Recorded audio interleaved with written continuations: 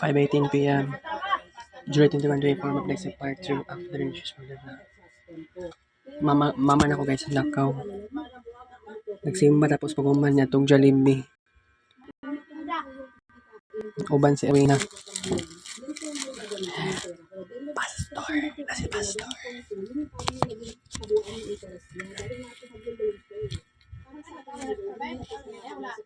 Oh! Wala. Wala, ambot lang. Malay ko sa imo.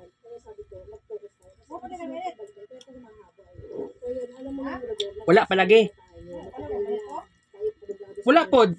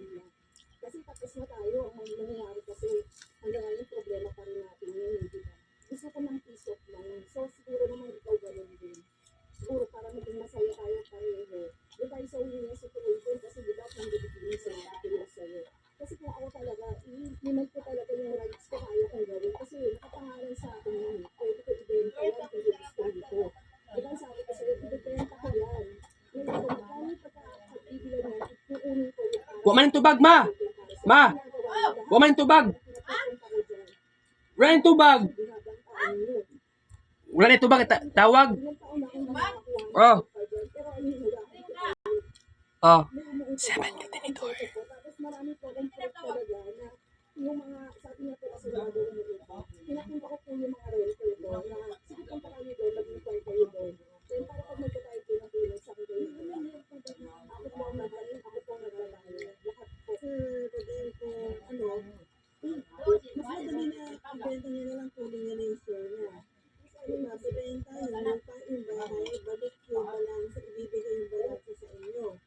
Ten kabuk tilap. Jollibee cheeseburger. Pero no, nasanay ko most of the time sa minute burger. Wow. Grabe ang pan.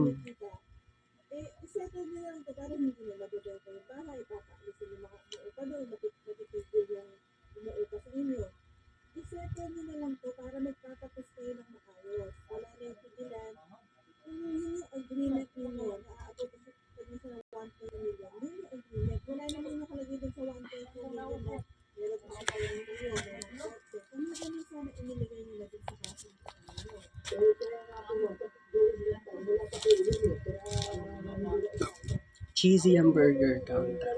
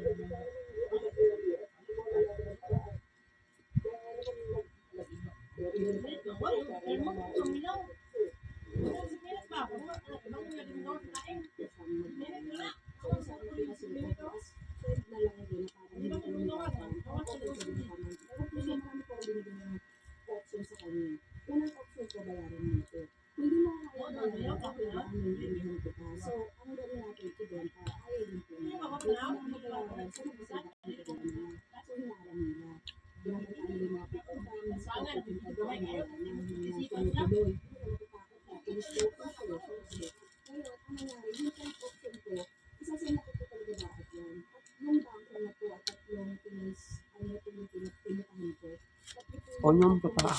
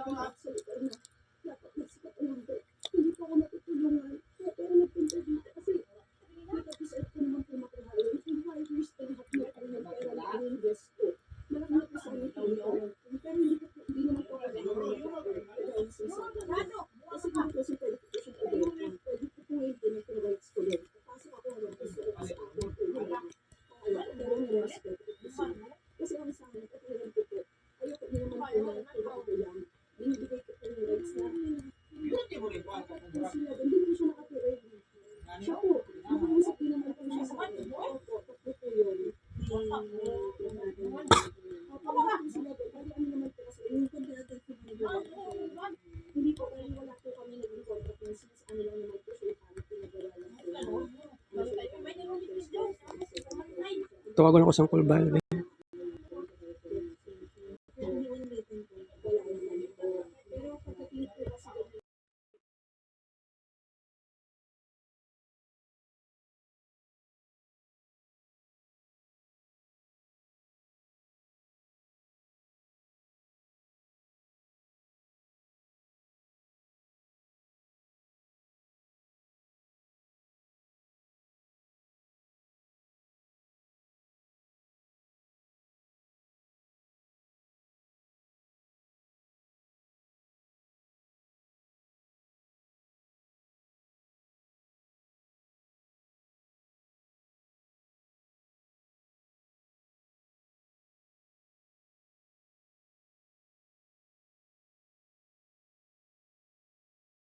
Isang number niyo kulbal? Oh,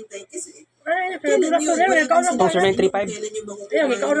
Hindi naman pwedeng, hindi naman yung maaasahan na basta-basta na lang siyang maghihintay ng matagal. Wala siyang aasahan na kung kailan.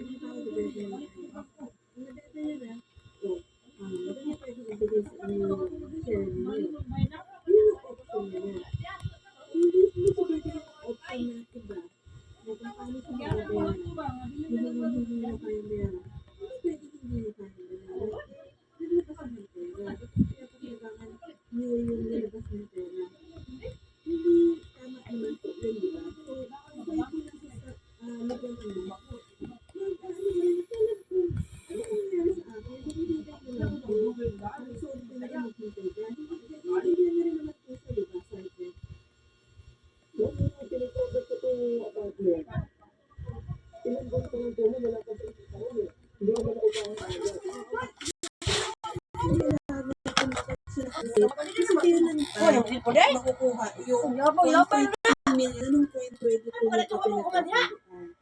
Naiintindihan na rin po ito ng government.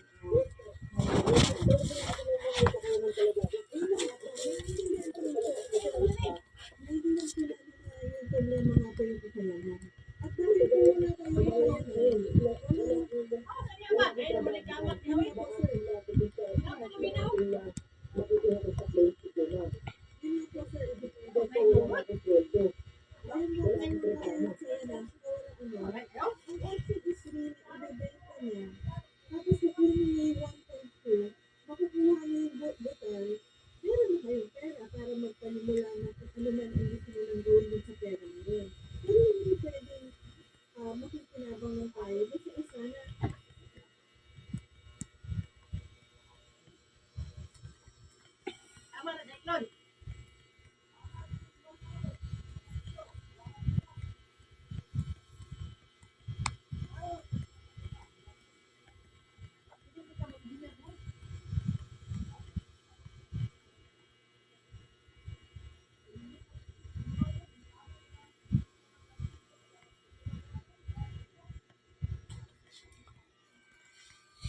When this girl goes back to the jungle to meet the gorillas she grew up with as a child, she's afraid they won't recognize her 12 years after they lost the doll. Just watch what they do to her. Tansy's phone buzz late at night. The message was urgent. Doctor and James, the gorillas she grew up with, were in grave danger in Central Africa. The message hinted at a mysterious illness, possibly spread by human contact, potentially by rebels. Her heart raced as she read the details. There was no time to wait. She needed to get the first plane to Central Africa, find them, and save them from whatever danger was threatening to take them away from her forever. The bond she shared with these gorillas was unbreakable because she had shared her childhood with them.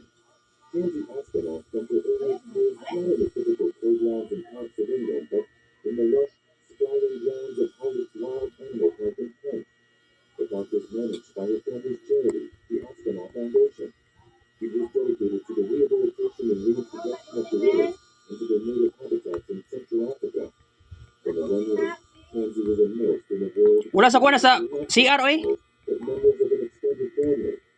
Among them, Jalta and Grim stood out. They were born in captivity at Howard's and quickly formed a unique bond with Tansy. The Aspinall Foundation was built on a vision of wildlife conservation and the belief that animals should live freely in their natural environments. Over the years, the foundation had made significant strides in this mission. They successfully released numerous gorillas back into the wild. Jalta and Grim were part of this noble endeavor. In 2003, when Tansy was still a young girl, the gorillas were released into the forests of Gabon, West Africa. The release was a momentous occasion, and it marked a significant milestone in the Foundation's efforts. Tansy was sad to see them go, but she understood the importance of their journey. Growing up, she remained deeply involved in her family's work.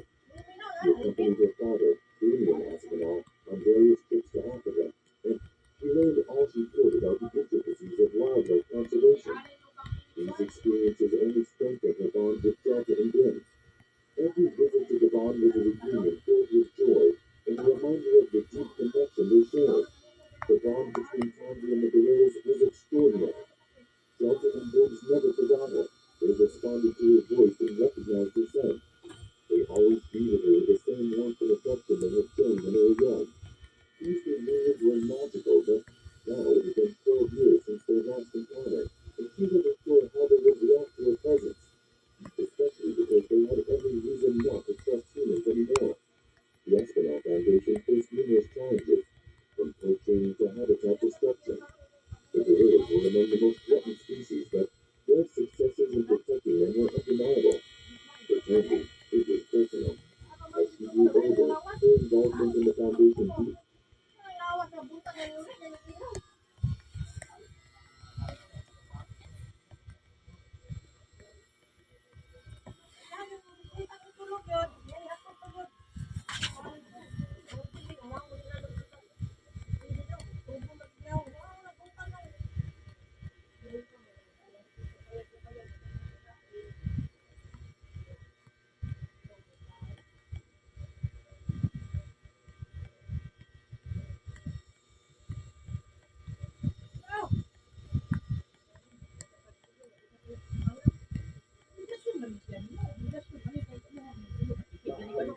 Kids Paint last session.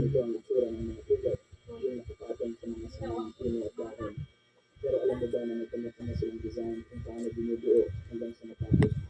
Ano nga bang klaseng tugad ang mga ito? Kaya tara, ating alamin.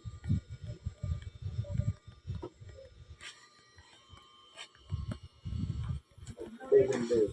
Kung ihahalin tulad ang kanilang tugad, ay katulad ito ang sinaunang organ na gawa sa lupa. Siyempre kadalasan sa matataas na puno sila nagtatayo ng tugad. Pwede sa pagitan ng mga sanga, ulo ng sanga, o sa iba't ng parte ng puno. Pinipili ang mga organ bird ang lupa na alam nilang malikot para hindi agad matunaw o masira. Maliit lamang ang tugad nila na may lakad na ikot na provinces. Kaya bago sila makaramdam ng pangingitlog, ay siguradong tapos na ang tugad. Kung hindi sisirain ay tumatagal din ito ng ilang taon, lalo na ang pulido ang kagawa dito. Common tailor bird. Ito ang ibon na magaling magtahi ng kanilang tugad sa malalaking dahon. Madalas silang makita sa kagubatan dahil ayon sa mga tao ay mahiyain ang mga ibon na ito. Karaniwang matatagpuan sila sa Southeast Asia. Gamit ang maliliit na higla o fiber na na mula sa mga halaman at maging sapat ng mga gagamba na nakakabuo sila ng tulad na pinili. Pinigos nila ng matulis na tuka ang dahon na parang karayon bago nila isuot ang panahon na gamit nila. Tapos sisiguraduhin muna nila na matibay ang pagkakatahi bago nila ito pangitugan. Hammer cup. Ang tugat ng mga ibon na ito mula Africa ay gawa rin sa maliliit na bansa. Pinaabot ng halos 8 linggo bago matapos ang malaking tugat. Dahil na matagal din ito ay bibiruin, kinakailangan ng mag-partner na magtulungan para mapadali ang paggawa. Kadalasan, Okay, alright. By the way, guys, balik ko niya. Kita-kits rin sa Live Show. 5:35 p.m. I love you.